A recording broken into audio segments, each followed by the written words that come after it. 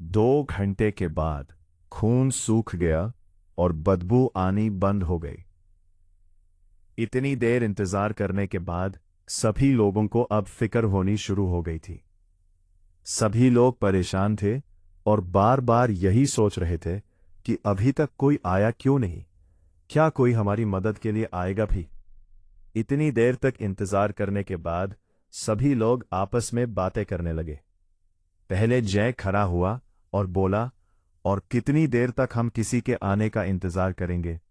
किसी को आना होता तो अभी तक कोई ना कोई आ ही जाता।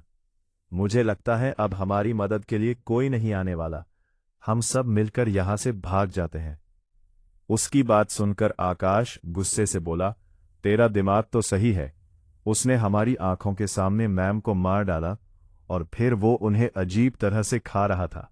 तूने देखा नहीं क्या? तुझे क्या लगता है वो हमें इतनी आसानी से जाने देगा? उन दोनों की बात सुनकर मनदीप बोला, देखो, ऐसे आपस में लड़ने का कोई फायदा नहीं है। अगर हम ऐसे आपस में लड़ेंगे तो हम और ज्यादा मुश्किल में आ जाएंगे। उनकी बात सुनकर रूही बोली, मनदीप सही कह रहा है। अगर तुम्हारे पास यहां से बाहर जाने का कोई रास्ता है तो बताओ, ऐसे लड़ने से कुछ नहीं होगा। उसकी बात सुनकर जय और आकाश दोनों अपनी जगह पर जाकर वापस बैठ गए। एक बार फिर शांति का माहौल हो गया और कोई भी कुछ कह नहीं पाया। थोड़ी देर तक तो सभी शांत बैठ रहे, लेकिन फिर सब ने बाहर जाने के तरीके सोचना शुरू कर दिया। सभी ने अपने अपने तरीके बताना शुरू कर दिया। जय बोला, हम सब इतने सारे हैं, हम सभी साथ मिलकर चपरासी को पकड़ लेंगे और उसे किसी कमरे में बंद कर देंगे।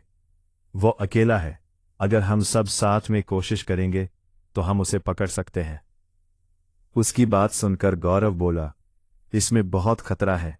तुमने देखा, उसने मैम को एक ही बार में मार डाला था। अगर हम सब साथ में कोशिश भी करें तो मुश्किल से ही हम उसे पकड़ पाएंगे। शायद हमारे कुछ करने से पहले ही वो हमें मार डालेगा।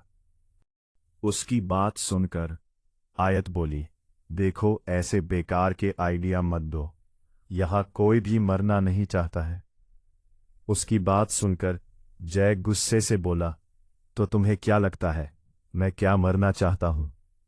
फिर आयत और जय में लड़ाई शुरू हो गई और दोनों एक दूसरे को बुरा भला कहने लगे। रोही और आकाश दोनों को शांत कराने की बार बार कोशिश कर रहे थे और बाकी लोग भी उन्हें शांत करा रहे थे।